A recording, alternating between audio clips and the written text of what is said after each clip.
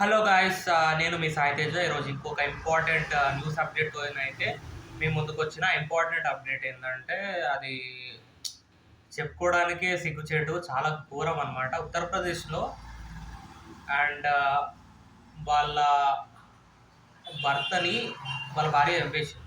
అది ఎట్లా అంటే వాళ్ళ ప్రియుని సాయంతో.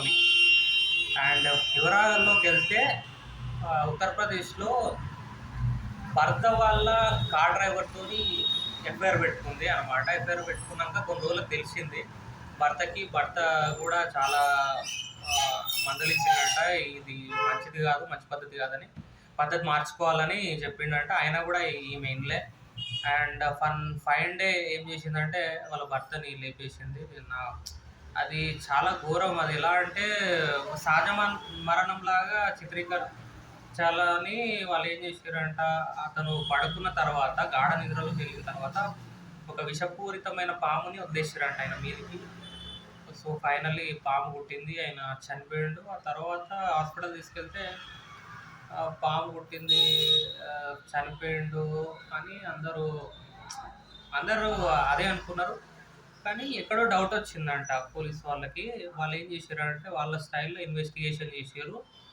ఇన్వెస్టిగేషన్ చేస్తే అప్పుడు వాళ్ళ భార్య మొత్తం కక్కేసింది ఏం జరిగింది స్టార్టింగ్ నుండి ఎండింగ్ వరకు. ఏంటంటే భర్త వాళ్ళ కార్ డ్రైవర్తో ఎఫ్ఐఆర్ నడిచిందంట మొత్తం మీద. వీళ్ళకు చాలా ఏళ్ళ నుండి ఇది వ్యవహారం కొనసాగుతుందంట. అండ్ ఇదనమాట, భర్త అడ్డు ఉంటే మాకు ఇబ్బంది అవుతుంది అని చెప్పేసి ఇంత పెద్ద ప్లాన్ చేసారు. ఓకేనా, ఈ ఏంటంటే భర్త ఈ మరణం కూడా సహజంగా ఉండాలని చెప్పేసి చాలా విశ్వ ప్రయత్నాలు చేశారంట. ఫైనల్లీ ఈ పాము కార్డు ఐడియాని ఇంప్లిమెంట్ చేశారు. అండ్ గాయస్, అసలు వీళ్ళు ఏమనుకుంటారో నాకు అర్థమవుతలేదు. చట్టం నుండి ఎట్లా తప్పించుకోవాలనుకుంటారు అసలు. నిజం అనేది నిప్పు లాంటిది, ఎప్పటికైనా బాధపడుతుంది. ఆయన వాళ్ళకి అసలు మినిమం కామన్ సెన్స్ లేదా నాకు అర్థం కాదు.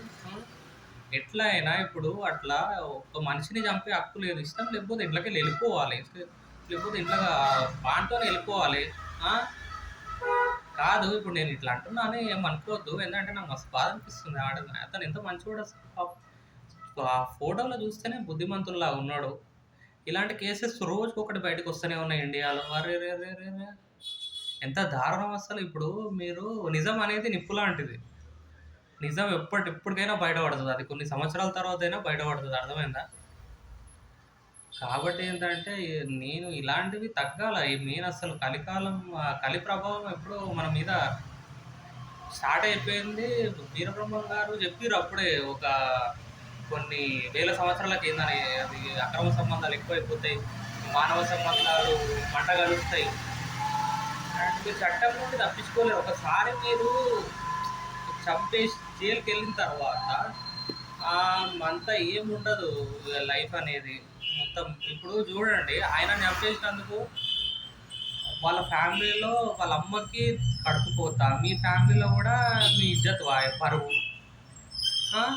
ఏముంటుంది చెప్పుకుంటే.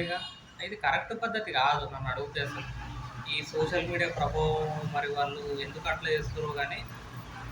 అండ్ ఇది మారాలి. అండ్ నా రిక్వెస్ట్ ఏంటంటే ఈ గవర్నమెంట్ కానీ చాలా కోర్టులు కూడా చాలా సీరియస్ యాక్షన్ తీసుకోవాలి వీటి మీద, ఇలాంటివి జరగకుండా.